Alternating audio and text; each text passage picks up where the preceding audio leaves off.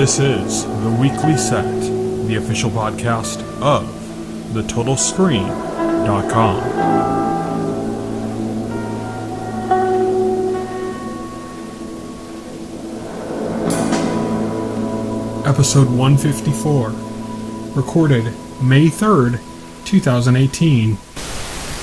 Hello, everybody, and welcome to The Weekly Set, the official podcast of TheTotalScreen.com. I am your host. My name is Tyson, and joining me today, as always, is my partner in crime here at The Total Screen, William Rohrig. Hello. So, today we are going to be talking about Lost in Space, Legion, and Westworld as usual, but we're going to be throwing in one little curveball. We're going to be talking about Cobra Kai. So, for those of you who do not know, Cobra Kai is the TV series continuation of the first Karate Kid movie. So basically it's picking up this rivalry between Daniel-san and Johnny from the first movie and saying, okay, now 34 years after that show premiered. Can you believe it's been 34 years, by the way? No, wow. Yeah. 1984, so yeah. But 34 years after the events of the Karate Kid. I was like 3 years old when that came out. So yeah, like I was 4 or 5, something like that. I was not watching The Karate Kid when that first came out. That's for sure. No, I didn't see it till, I think, on, TV or video or something. Yeah. I saw the second one, I think, in theaters. I don't think I've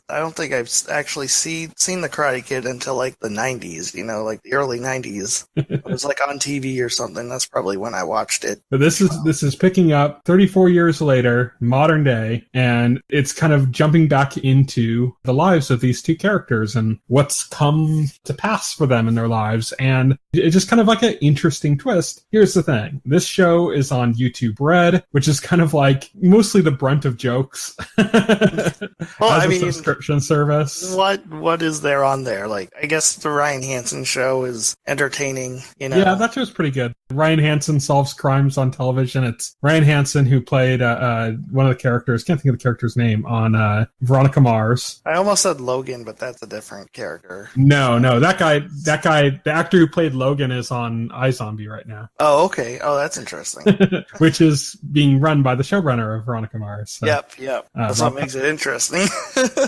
Anyways, but YouTube Red is kind of like the brunt of a lot of jokes. It doesn't have a lot of most of the original content on there is actually from like regular YouTubers that were just given more money to make like a show that's exclusive to which main reason I dismissed it out of hand, because like I really don't want to pay money to watch more of PewDiePie. I don't care. But they've been slowly kind of starting to open up to realize that they need to do things with it. It's also it's not too bad of a plan if you use like a subscription music streaming service. Like if you pay for Spotify or Apple Music or something, you're basically paying the exact same rate you'd be paying for YouTube Red, but YouTube Red throws in both, oddly enough, because Google has two services, YouTube Red and Google Play All Access Music, which is pretty much exactly the same as those other music streaming services. You get like the exact same music catalog, basically. I mean, it's does the exact same thing, exact same price, but you also get these shows. And right now, that's going to be a differentiator. I think that makes YouTube Red a better value than those other ones. So I think that might be a reason for some people to maybe kind of check this out. And then Cobra Kai just being kind of like the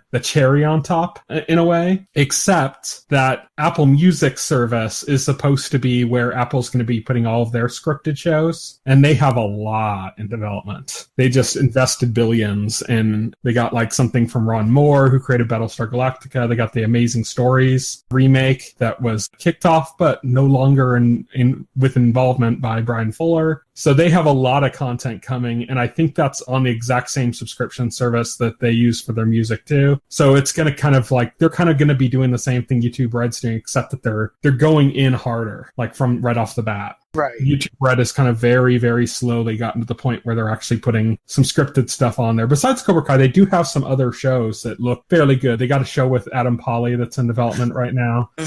Who was in like a really funny time travel show that was on Fox like a couple seasons ago. It was really, really funny. It was the best of, remember that whole lot of time travel shows? It was like the best one. It was a comedy. It was the best one. But anyways, if you want to watch the series, the entire thing is on YouTube Red. The first 2 episodes are free to anybody on YouTube. But if you want to watch the whole series, it's all up right now. They offer a free month. They have like a trial subscription. So you could subscribe, watch the whole thing, and then just cancel. And get like, I think it's 12 episodes or something, and just watch the whole series. But my overall impressions, I'm going to say right off the bat, and I don't know what you think. I thought this was surprisingly good. Like, I was not expecting this from you two, Brad. I heard you already binged the whole series.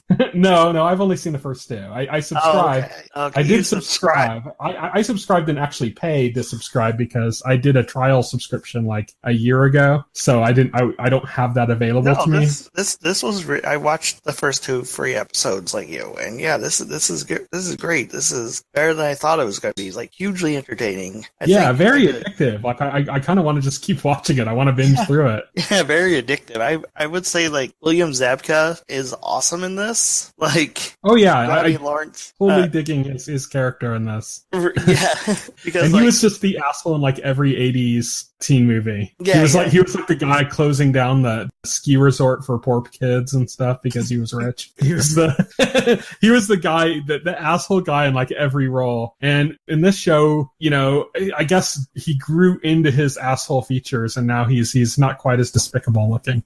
Yeah, you don't want to punch him in the face when you first see him anymore. Well, I think part of that has to do with the fact that he's not doing so well in his personal life. You know. Yeah. So as we mentioned, like, this picks up 34 years later in current times. Johnny's kind of like the focus. It's not focusing so much on Daniel as it is on Johnny. And Johnny has not been doing well since the incident, which would be for him, you know, when Daniel won and everybody cheered and he got kicked in the face. So it's like from that point forward, Johnny's life just kind of took a downward spin. Meanwhile, Daniel has done very well for himself. He owns several car dealerships. He owns several, He's got like a beautiful wife, you know, kids. He's living like the perfect life, it seems, right? We could say, you know, kids and stuff, but his kids are probably the worst part about his life. Probably. He's got a son that just kind of doesn't give a shit. He's got a daughter, seems like a nice girl, but she's like getting mixed up with like a bad group of kids at school. I call them the new bullies because they're basically like Cobra Kai's version of the group that Johnny ran with in The Karate Kid. Right. Except they don't know karate. Except they don't know karate. they're just asshole kids. They're just the asshole, like, rich kids. Yeah. Daniel's doing like really well. Everything's kind of going his way. Johnny not doing so well. I don't know if I'm wrong in this, but I think Johnny is living in the same place that Daniel lived in the movie. Oh, I think that's the same apartment building. I would have to like go back to the original movie and check, but you might be. You're probably right. Which is just kind of funny because, you know, Johnny was like this kind of spoiled rich kid in Cobra Kai, karate master, you know, jock kind of guy, had the girl and everything when Karate Kid started. And then now he's like basically where Daniel was when he first moved in, and, you know, the pool was shit, and just happened that Mr. Miyagi lived there and he made a fateful encounter, and that was like the one benefit. Well, here Johnny makes his fateful encounter with a new person living there, and immediately Johnny just, you know, shows off that not only is he not doing well, but he's mildly racist. Well, yeah, there's this kid Miguel, right, who instantly lobs himself onto Johnny for whatever reason. You know, Johnny's having none of it because, you know, he wants an annoying kid following you around, bugging you. But he's all, just what we need, more immigrants. And he's like, I'm from Riverside. Yeah, he's like, I'm from Riverside. No, Johnny's just being an asshole. He'd, like, get rid of this kid, tell him to, you know, basically just told him to fuck off. But Yeah, Johnny has nobody in his life. We do see hints at something that maybe he did have some things in his life at one point after the events of the Karate Kid, because he has a kid, right? Yes, he has a kid. He has this very old picture of his kid on his fridge, and he's like not in touch with him. Like in the second episode, we see a moment, I think it's in the second episode, where he talks to the office at his kid's school, calls because his kid was taking Molly, the drug, and reaches out to him, and this kid just basically like shames him like hard on the phone. And so, you know, like he has like no relationship with his family. Well, we can more than infer that. Like, he's divorced from his wife. His relationship with his son's mother ever even got that far, we don't even know. That's like an assumption right there. But he has a son with a woman who he is estranged from, and it's very clear that when she left, she took the kid with her, and he hasn't really been involved. But he got the car. In being involved, but he got the car, right? He got the sweet ride. Like, clearly. And when we start out, like, he's doing odd jobs, like, you know, he's installing TVs or something, you know, and he gets fired from that job. I think actually because they had the scene where he got fired, he was on the phone and his boss fired him. I think the name he said like, "Oh, come on, Mikey," or something like that, like was his like boss's name. I think that was one of his buddies in Karate Kid. Oh, probably. So I'm not sure. Like, I think maybe we'll see that. One thing the show does really well is it kind of ties every little thing in the periphery that's going on in the series is like all part of like the central plot. Like, you see there's a point where, you know, that this kid that's living in the same building as him is getting bullied. He doesn't jump in to save him initially. He only does so when like the bullying of this kid is going to affect his car. And then he jumps in to stop it and kicks the crap out of these kids, these bullies. Later on, there's a scene where his car gets hit by some rich girls. And then they're like, oh, let's you know, they just do a hit and run. They take off. Well, he terrifies the shit out of them afterwards. But right? they probably would have taken off anyways. Yeah, they probably would have anyways, yeah. They were kind of only thinking of themselves when they hit the car, and they were like, so one of them was like looking at their phone or something. There was an offhand comment about like, I told you not to look at your phone or something when they crashed into his car. Oddly enough, Johnny had parked his car there after pulling over from drinking and driving himself. It was like wasted driving, reminiscing about his past when his car got hit in the first place. But we find out eventually that not only is one of the girls in this car Daniel's daughter, but the guys that her group hangs out with are the ones that were bullying the kid too. So like kind of like all these peripheral things, all these different events happening all kind of tie together. And there's even like a girl that used to be friends with the one main female that like I'm pretty sure was in the trailer taking Cobra Kai karate. Yeah.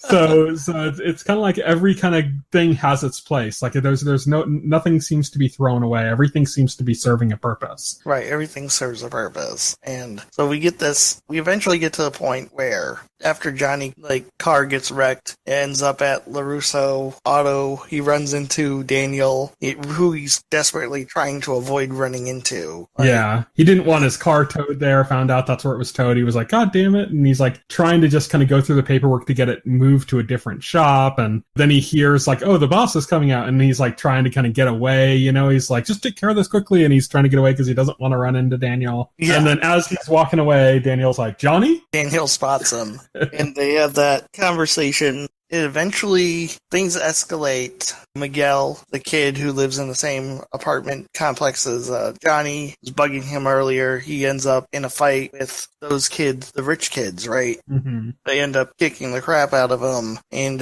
Johnny steps in and he kicks the shit out of them, right? Yeah. And these events all lead up to, obviously it leads up to Johnny reopens the Cobra Kai dojo and he takes on Miguel as a student. Which gives Daniel PTSD. I thought that was actually kind of funny when Daniel's like having his great day and he's driving by and he like stops at a light and like out of the corner of his eye he notices the Cobra Kai sign. Yes. And it's just straight up PTSD. It's straight up PTSD. And things get worse when Daniel's daughter falls for one of the bullies, right? The main bully that was picking on Miguel that was involved in the fight with Johnny, right? Mm-hmm. And she brings him home for dinner. And Daniel talks to him and he notices he's beat up, right? Mm-hmm. And he lets slip. He said, oh, a kid didn't do this. And then somehow Daniel puts two and two together and he confronts Johnny in the dojo with this knowledge that Johnny beat up a teenager now. And so so Daniel's getting this picture like, oh, Cobra Kai's Johnny's back. It was old way. He's beating up teenagers now. He's going to do all this horrible shit, So you can see Daniel has somehow found himself on the wrong side without realizing it. Yeah, without realizing it. Yeah, exactly. And oddly enough, Johnny's kind of stumbled into the heroic role. He's kind of stumbled into the Mr. Miyagi role in a way. If I could guess where I think this is going, like, I mean, I saw, like, the trailers and stuff. I know, like, there's a tournament, like the original Karate Kid. I think this is going to be, like, it's going to be a tournament where, like, you know, Miguel is going to fight for Johnny and Cobra Kai, and I think Daniel is going to mistakenly, like, try to raise up this kid, this bully that his daughter is dating, and try to raise him up as his pupil. Mm-hmm. I think that's where that's going. Yeah, seems to be the case. Daniel's kind of like got himself on the wrong side without realizing, as I said. Yep. So it's an interesting flip, reversion of like the original movie now, right? What I think is really good about this show is that, like, the trailers, when they came out, it made it look like it was a straight flip. Like, Johnny was the good guy, Daniel just kind of became a straight up asshole. Right. And then when you actually watch the show, you realize, oh, Daniel, you know, he's not perfect, but he's not a full on asshole, you know, he's actually, when he notices Johnny at his dealership, there's an initial moment where some people kind of came in from the sides and it's like, oh, is this the guy that you kicked his ass or something? He's like, well, technically I kicked him in the face or something. Well, and so there's that initial stuff. Yeah, well, here's the brilliant thing. They don't actually change the characters. Mm-hmm. They kind of change your perspective, right? Because a lot of ways, Johnny is still an asshole, right? Yeah. He's still an asshole. And Daniel is still Daniel. He's still trying to live right and do the right thing and do right by everybody. You know, he's still living by those principles. It's just kind of like the situation now is kind of flipped to where, and also you get more insight into Johnny because he's an asshole, but you know, he's not evil. He was never evil. And he does have even a point, because even when Daniel was bringing up stuff from the past, like he's like, yeah, you know, you chased me around and bullied me with your kids, and he's like, well, you were coming after my girl. Yeah. You know, and even like he said, like, you know, he talked about the kick he did or something like that. He's like, yeah, it was an illegal kick. And then he's like, well, what about the illegal hit on my leg or something? And he's like, yeah, I got a warning. You got the title. So there's like all sorts of like little kind of things that give you a little bit more perspective into Johnny and make him seem kind of less bad, but he's also humbled by life a bit. Yes. Daniel has a few more flaws than he had, I think, before, that have come from just being, I guess, resting on his laurels, being rich, you know? Some areas where he might need to work on himself a little bit. But yeah, I mean, for the most part, it's not portraying either of them as like villains, really. The villains are these bullies that Daniel's like daughter is involved with, and he doesn't realize that she's connected with these people, like that these people are, you know, shitbags. But that's I believe it's pretty much it. So that's Cobra Kai. It's the first 2 episodes. Like I said, the first 2 episodes are free, so it's like drugs. It's like Johnny's Johnny's son taking Molly. The first hit's free. Yeah, they want to get you hooked. But also, like I said, once you've watched the first 2 episodes, they do have a free 1-month trial, so consider signing up for that. All the episodes are out now, so you don't have to like wait week to week. You can just go through and binge the whole thing and then cancel when you're done, and just enjoy a month of YouTube without ads in the meantime, as a little side bonus. So yeah, that's it for Cobra Kai. Let's move on to Lost in Space. This is season 1, episode 3. Was this the first episode that had like an opening credit sequence? Yes. I don't think the second one did, because this is a really bad opening credit sequence. Unless I was crazy. Yeah, it was like way cheesy and like it reminded me of like Enterprise's opening credit sequence, which isn't that. It's all just like people looking up admirably at like space and future tech and stuff, cut to like, you know, like overlaid over like the ship and stuff, and it's just right. It's not good. It doesn't get any of the mood of the series, the tonal, you know, quality of the series at all. It's like it just feels tacked on. I was like, oh, really? Like, oh man, this is like the first thing I'm not liking about Lost in Space. It's like they realize we need a title opening. I'm okay. Throw something together, I guess. I kind of just wish they hadn't put anything. Yeah. Or like, you know, like how there were some points in some of the episodes where they played like a really abbreviated version of the theme as kind of like a little musical cue when something happened. They could have done that and just have the title flash on there and have that be in it. But enough on the title. This episode has the distinction of being this iteration's first Monster of the Week episode. Yes, because this was all about eel monsters that drank gas. drinking the ship's fuel. So kind of a bit of a step down, I feel, in the story from like the last ones, because the last ones were all about kind of survival, and this one in a way is still about survival. It's still the same thing as the last 2 episodes. Like, this seems to be like the show, like, where every episode they're going to be like 3 minutes away from dying until like the very end of the episode when like they're miraculously saved. It just seemed like they got themselves into a somewhat stable point in the last episode. Yeah. And I said, okay, well, like now we got to do a monster of the week, and we'll just recycle the kind of same danger that we had going before. So this episode wasn't, as you can tell from my tone, was not as good as the other 2. No, it wasn't. I like that we got to learn more about Dr. Smith. Yeah, we find out she really screwed over her sister big time. Yeah, she did. Yeah, this program, and then she killed somebody. Her sister's like boyfriend, who I guess is like married to somebody else. Yeah. Cheating with her sister. She like sends him out of an airlock, and then I really like the scene where like the command found out about it, and the guy has her like in the interrogation room, and he's like, I have good news and bad news. The good news is we haven't set up a system of justice here yet. The bad news is we haven't set up a system of justice here yet, so that means I can do whatever the hell I want with you. It's funny how she's been able to kind of like stumble to freedom like on multiple occasions. Yeah, because like at that moment, that's when the whole thing gets attacked by the robot that's now hanging out with Will, and so she actually and we actually saw what happens after that, how she escapes from that. So, yeah, we saw that in the last episode. What we didn't know is that happened just as she had gotten caught for murdering somebody. Yeah. But another wrinkle in this episode is we saw the robot act not on Will's orders, but in the interest of his safety instead. Right.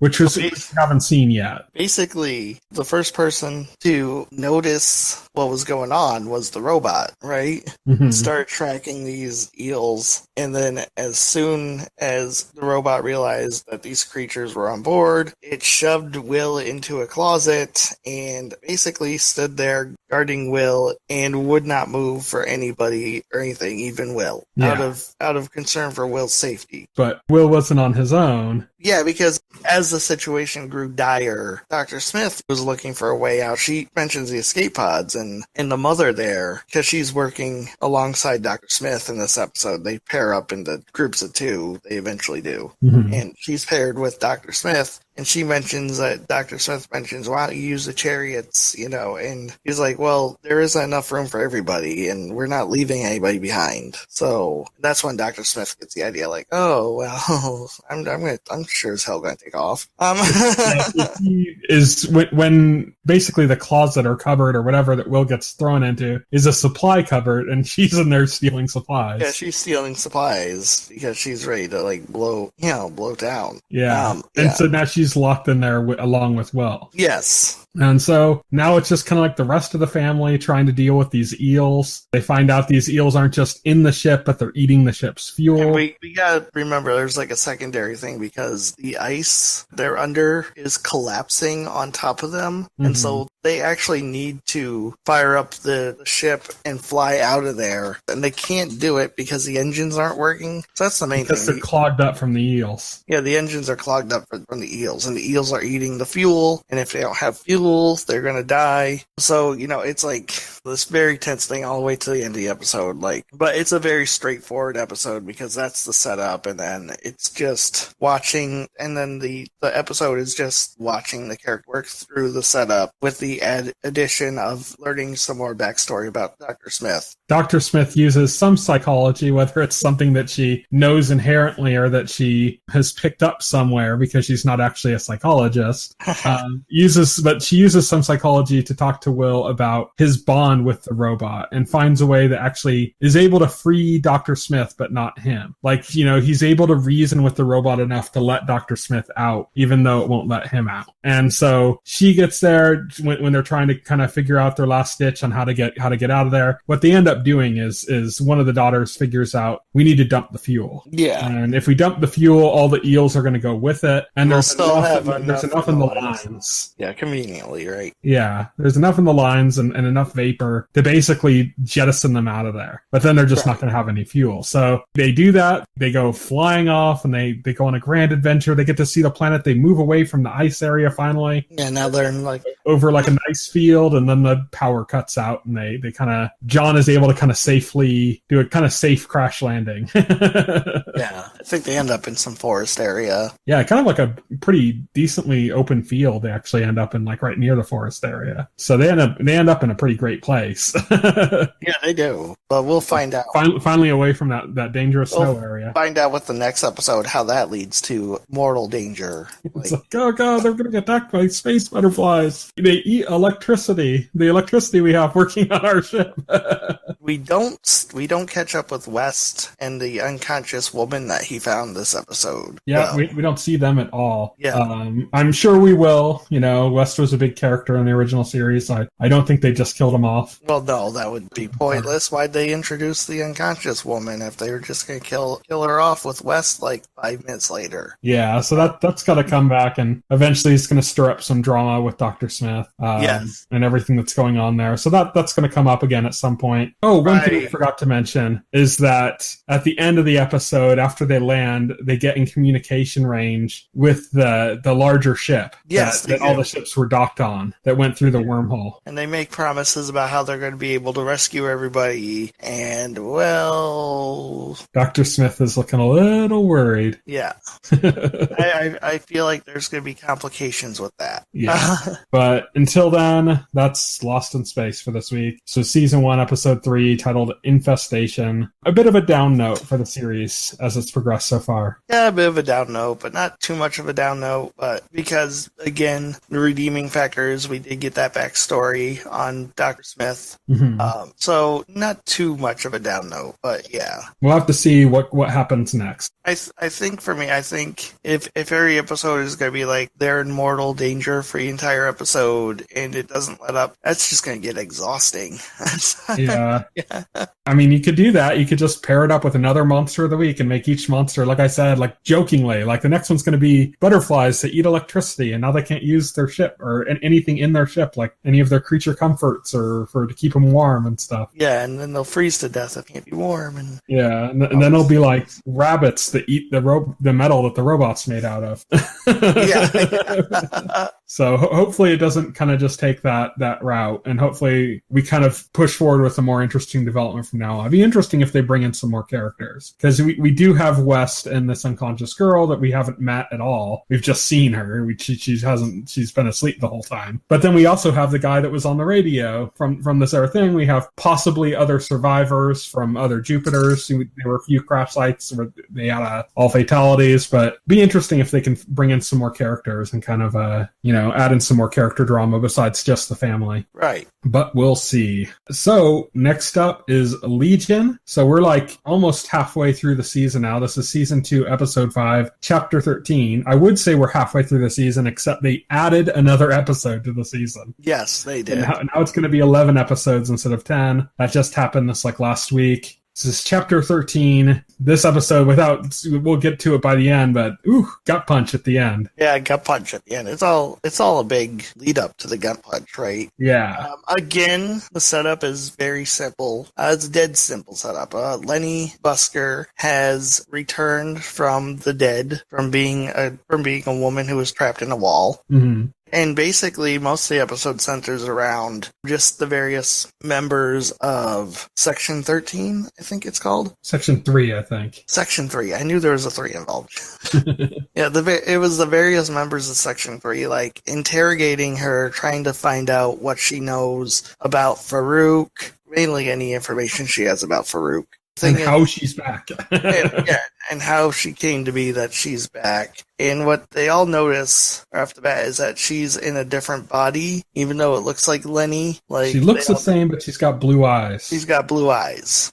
Through the course of the episode, we see, like, it's cutting back and forth. At first, I thought it was showing Farouk and Oliver. I think it was like them at the same time, but it turned out it was all before. And the reason it felt weird is because Lenny wasn't there too, so it's like, okay, well, why isn't Lenny there with Oliver and Farouk if it was before? But they don't really mention that. But basically, that was, I think, just mainly to mislead us. We found out that when they did that invasion on Section 3, that Oliver had stolen some piece of technology So we get a little kind of vision of that. Like you said, they're interrogating Lenny, the different people, like the guy with his face burnt, the one guy that can enter people's dreams, and finally David himself, who, you know, is able to kind of like read her mind and kind of, we notice really quickly in his interrogation that he gets a little bit of a wisp of a memory or something that kind of sets him off. Right. Like it's like two kids playing or something. He's like, what the hell was that? You know? But it's fleeting, and it goes back, and then as she's kind of being interrogated, and she's just insisting the whole time, look, I'm a victim. I've just been held against my will. I've been held against my will, but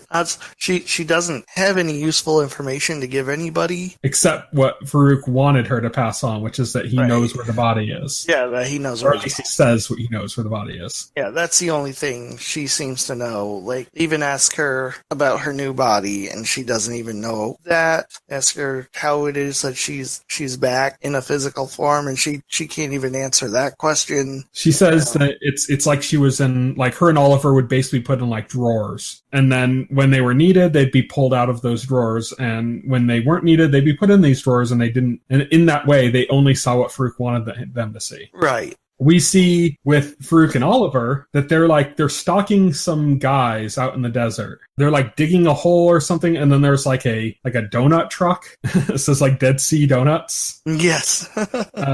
So it's like I guess the guise of selling donuts, but they're kind of just in the middle of the desert, and they're digging holes for some reason. We don't really know why, what's going on with that. And they're spying on them. So we're like, okay, does this connect to Farouk finding his body? You know, is this what this is about? This is what we're led to kind of believe, that he's stalking these people because they're somehow connected to that, and they're trying to get information. We end up seeing that this truck, it takes off from the location it was at and heads back, and Farouk and Oliver follow it to a house with like a windmill out front. And then we see inside the house, one of the guys from the truck goes out there and enters the house and starts talking to a woman who comes out, and it's David's sister. And I thought it was interesting. The first thing she said was that she's like, I had a dream that I had a mustache. Yeah, I had a mustache, and I was talking by singing, and, you know. Her boyfriend says something like, you know, he says like, oh, that feeling that you know something bad is going to happen, but it hasn't happened yet. What's that called? Oh, that's right. It's called dread. Yeah. Like right after that, basically all the sound that was kind of the ambient noise that was kind of in the background, the different people from the truck that were talking to each other and stuff, all of it just cuts out. And they're like, okay, like you can't hear the windmill anymore, like nothing. So they're kind of like a little freaked out, and then the doorbell rings. And so the guy, he's like, I'll get this. And he goes up and he goes to get the door, but then like nothing happens. It's just like silence. And so David's sister takes off to go to the hallway. She looks down at the ground right by the door, and it's just a pile of ashes. Yeah, it's ashes. That guy's gone. And we know that Farouk can kill this way because we've seen him do it before. Yeah, we've seen him do it before. So we immediately know Farouk is there in the form of Oliver, obviously, since Farouk is in Oliver's mind. Farouk in the form of two Olivers. Nice.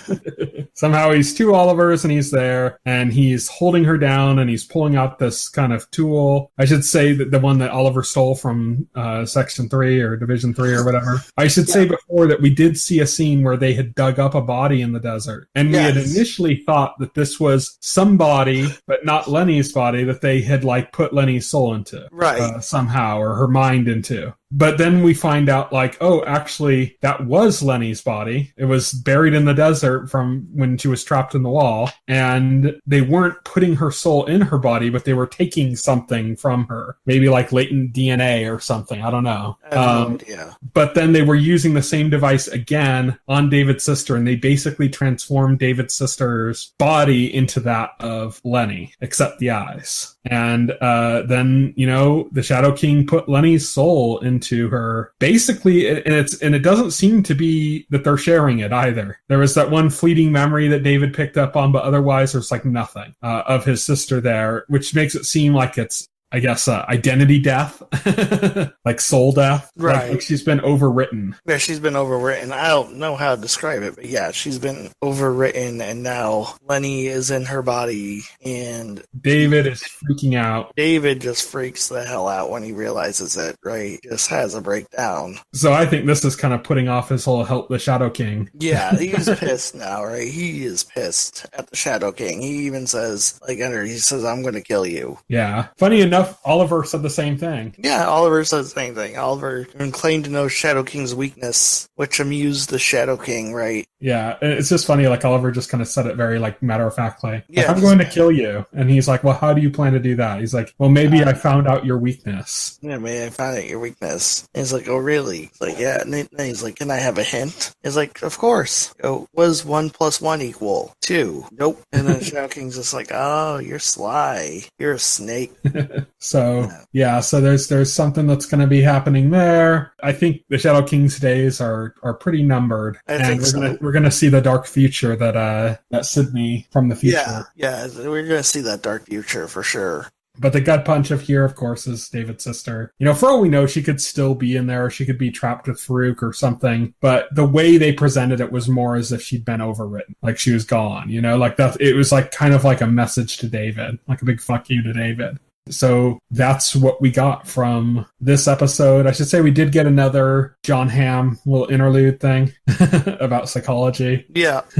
Yeah, definitely. But not too much. It was just mostly kind of reiterating on points they'd already made, kind of putting them into new context. But that's pretty much it for Legion. Still continues to be good. I actually really like this episode. It was dark. It's the cover image for this week's podcast because it had that one great shot of like Lenny that was like upside down where she was laying on the table. And it looked just like one of the old covers of Legion where his hair is like sticking straight out because she was upside down. Yep. Saw that. So I ended up using that for the cover for this podcast. It's a good episode. Yeah. I mean, we're halfway through the season. I think shit's just about to start hitting the fan. So stuff is just gearing up to start happening because David is very angry right now, like in kind of an inconsolable way, which is good for plot. I mean, stuff's going to start moving forward a lot faster. Nice. But we'll have to see what happens with that. Lastly, for the week, Westworld Season 2, Episode 2, Reunion. I think this might be my favorite of the week. What do you think? I think I agree. I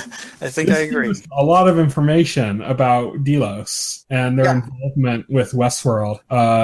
It goes back to the beginning, right? Yeah, it shows us another timeline because now we have 3 timelines. Oh God! Yeah, we have the future timeline with Bernard and that's like the present, I guess you could say. Yeah, I guess that's the present. And then there's like the near past, which is like a few weeks before that. Yeah, which is where would be the present of this episode because we don't get any of the present stuff in this episode at all. Yeah, we don't see Bernard at all. Well, we see Bernard, but not. That's not Bernard. We see Arnold actually. I was gonna say that doesn't count. I said we don't see Bernard. Yeah, I was gonna say like, what should we do? Oh no, wait, no, that was Arnold. Yeah, we don't see Bernard. We see Arnold. Yeah, in the far past. Same actor, yes, on purpose. Yeah, but now we also have this far past thing that ironically seems to be just around our present. Like not the show's present, but our actual it's debatable whether it's our present. Like they do mention like VR and stuff that our companies are doing. But VR and AR, and then also Logan, who's the one that mentions that about funding for those. No way in hell right now can anybody make a Westworld robot. I don't care what the fuck.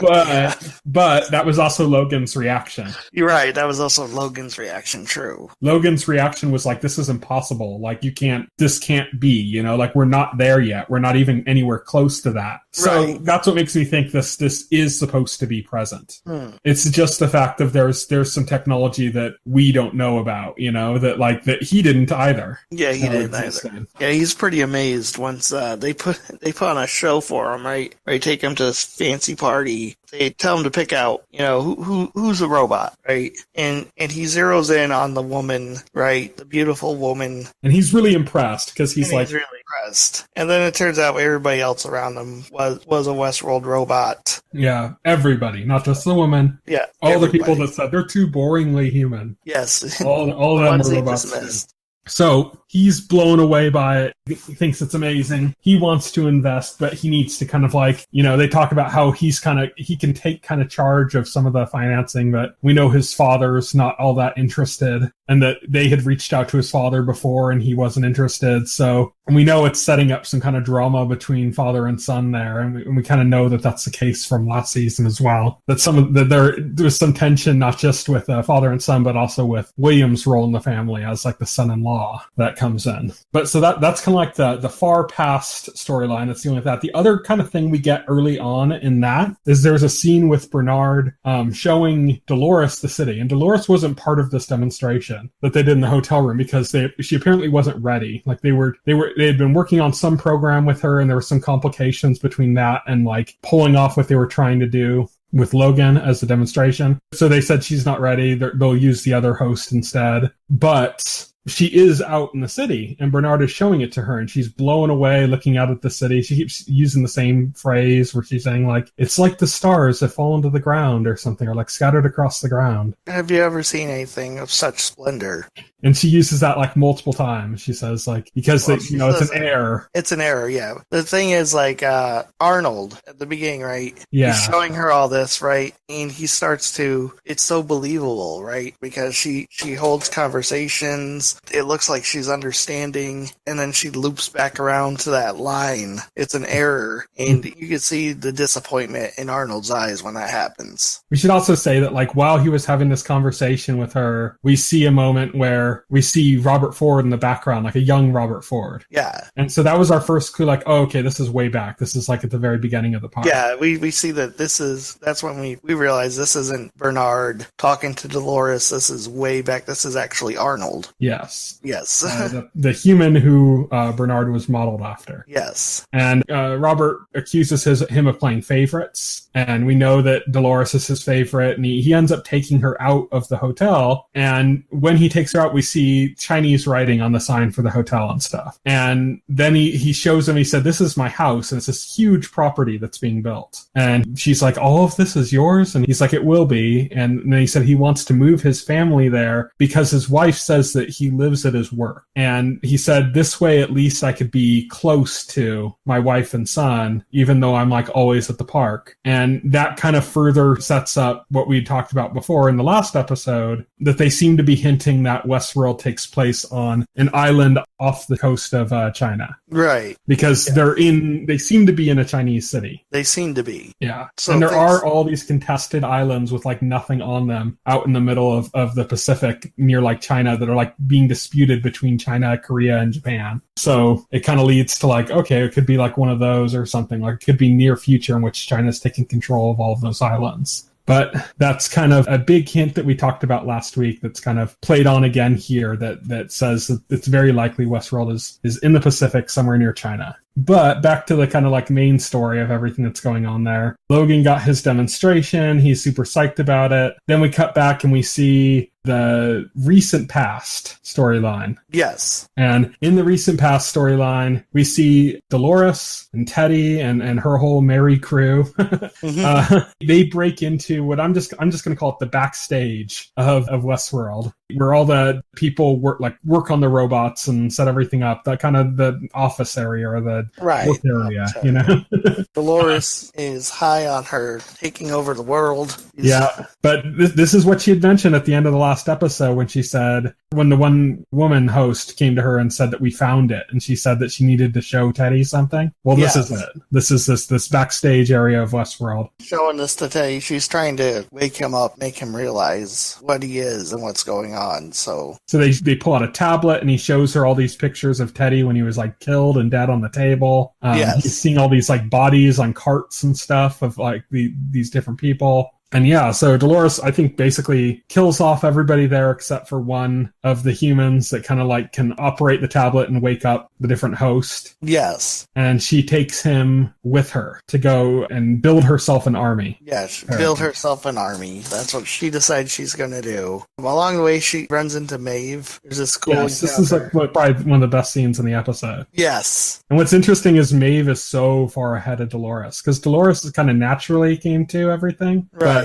Maeve kind of started coming to it naturally, and it seems more like accidental on Maeve's part, where it was like kind of more planned by Ford and stuff for Dolores. Well, we know with Dolores, right? Arnold, there's a sense that Arnold had planned for her to be self-aware. I think and that Robert had continued it on, yeah, because I think a lot of that first scene where you saw Arnold with Dolores was Arnold trying to make Dolores self-aware, going through that.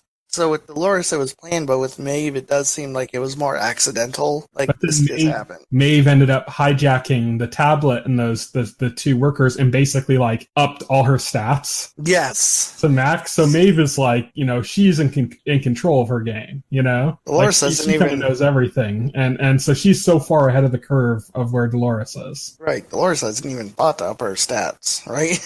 Yeah, she doesn't have anything along those ways. And Maeve's kind of like, it's interesting because it's similar to the kind of dynamic they had before where when Maeve was the madam, she was like acting all kind of haughty towards all the other women, like, oh, you sweet child, you don't know anything, kind of, And here she is kind of in that same position again, except it's instead of a relationship between a whore and a madam, it's a relationship between a rebel leader, basically, and this completely awoken artificial intelligence. Maeve right now, she's just looking for her daughter, and she's not interested in Dolores' revolution. And I love how she points out to it too. Like, she's like, oh, and since your whole spiel is to push for liberty, I guess you have no choice but to let me pass. Yeah, exactly.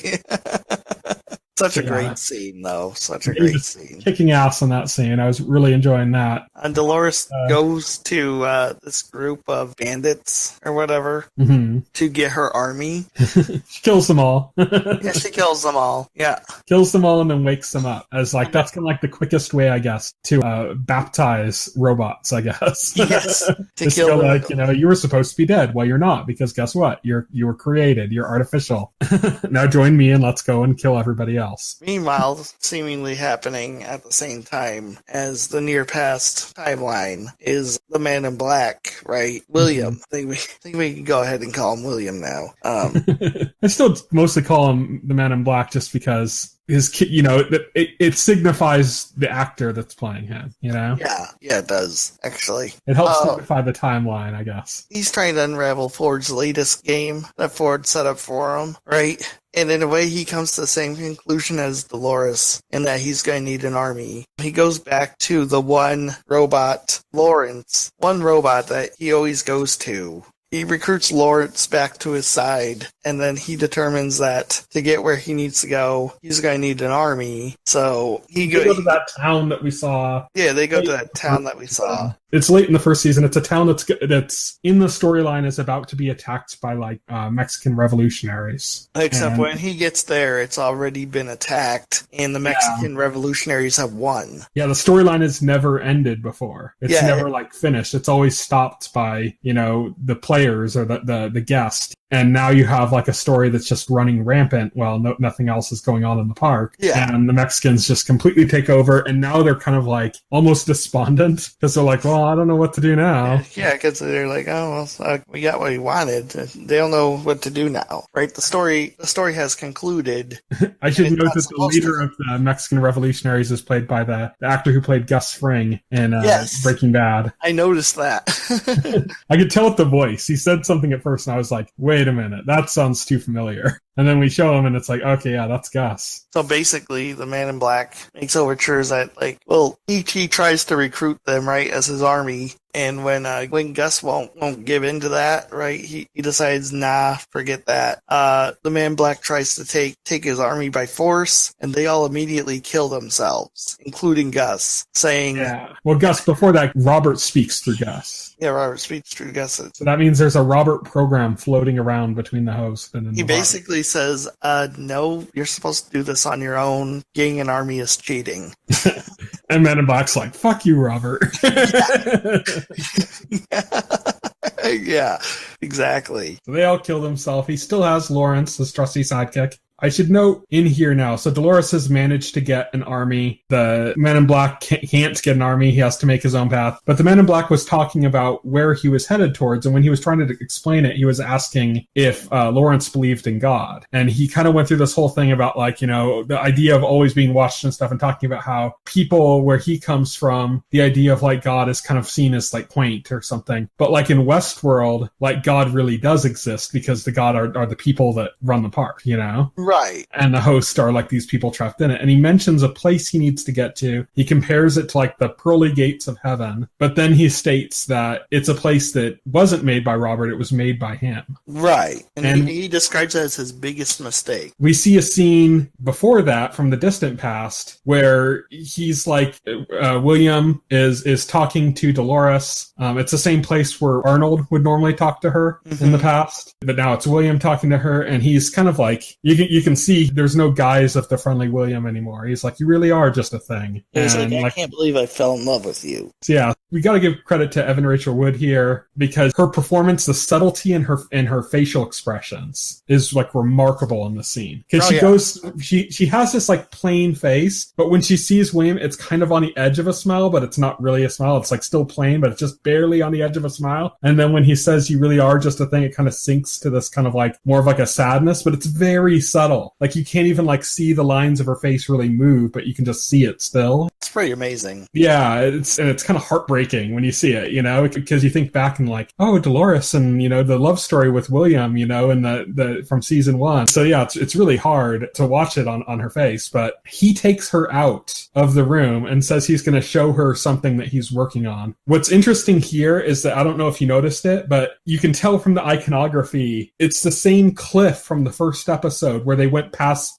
in the present timeline when the whole group with Bernard went past, they peered over this kind of cliff and saw the sea. Mm-hmm. Oh yeah. It's that same cliff. I recognized it immediately. And you see them working they're doing this like big construction work there. They're like digging and building something there. They're building something deep in there. Right. And we don't really know what it is. And then later on, we see Dolores is looking for that as well. She's looking for that same place that the Man in Black William is trying to reach. At the same time as him, basically, she's trying to reach it. But she gets there before him, and we see that there's just a town below that cliff, like in a valley. But it's not as low as William had dug, because we saw he dug fairly deep in there. And it's like it's at like a higher elevation than that. So we've seen the same place in 3 different timelines. Yeah. Looking different each time. We've seen it as a sea, we've seen it as this construction hole, and we've seen it as a town in a valley. And so this is the same thing. Dolores refers to this area that they're going to and where they're going as acquiring a weapon. Yeah, and so now we know that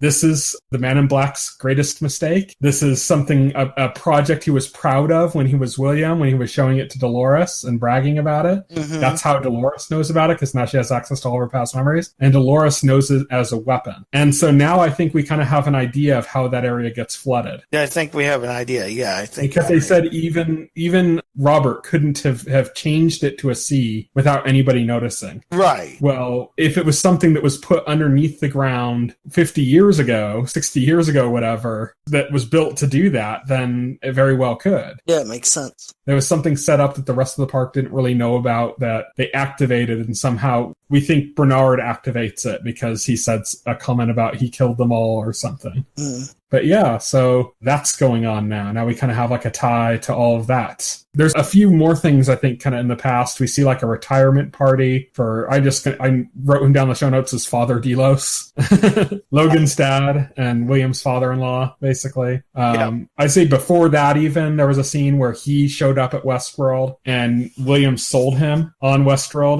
Because the idea of Westworld, yeah. Yeah, because he wasn't interested in a future investment. He's like, yeah, it could be amazing in 20 years. I won't be around in 20 years. Yeah, you want to see results right away. Yeah, he's like, I'm interested in the present and I'm interested in reality, not fantasy in the future. And Logan sells it to him in a way that we know Delos is doing, because we saw it in the last episode when Bernard went to like the kind of secret Delos bunker area, and we saw that those drone hosts were harvesting DNA and the minds of Host from the park. And we see here kind of the origins of that, which is William is selling it to Father Delos, as I call him, as basically data mining. Like, these guests are going to come here and they're going to be their truest selves. They're going to be their selves without any limitations, because they don't have to hide or hold back anything. They can be as crooked and as twisted as they want to be. They can show anything they want, and we're going to have all of this data on them, where they're just like freely giving it away without even realizing. We're going to take all of this information and have it on these remember, Westworld's a park that most people don't even know about, apparently. Right. It's like the super rich know know about it. And it's for the super rich, yeah. And so basically they're going to like have all this information about like the wealthiest people in the world. They're going to have like blackmail information or, other data mine information. That's the real interest for Father Delos. Yes. Right, that's how William that's what sells him on it, yeah. But that's not Will's interest in the park. So everybody has their own purpose and interest in this, and that's what's kind of interesting to see how those kind of collide and where those different things happen. But in this case, this is how they sell Father Delos. This is how Delos invests in Westworld. Yes. All of this, we should say, takes place probably just before Arnold dies. I think so, yeah. Because Arnold was supposed to die right as they were opening the park. Right. And the park looks like it's pretty far along, like when we see this scene and everything. We get another scene, as I mentioned, with Father Delos, where it's like his retirement party, and William is succeeding him, not Logan. Yeah. Dolores is there. She's playing piano. Yeah, she's playing piano, and she's just kind of... We see William's wife and daughter.